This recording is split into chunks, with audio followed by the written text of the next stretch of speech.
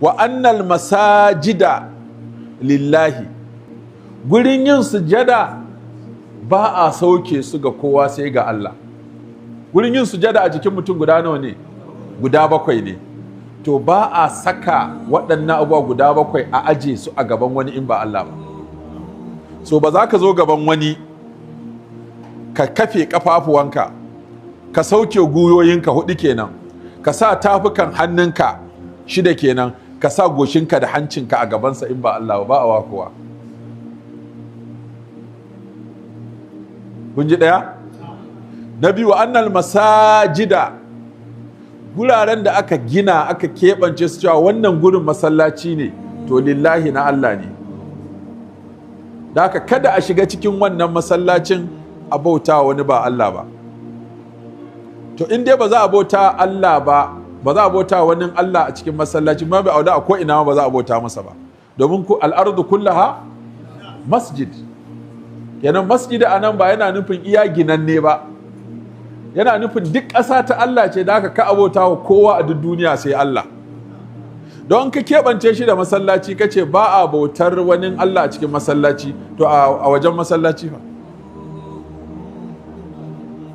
za a yi? Yauwa.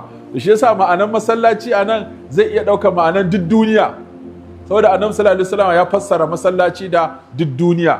Al'ardu kullaha masjidu wa tahur. Duk duniya masallaci ce, kuma duk duniya gurin sujada ne.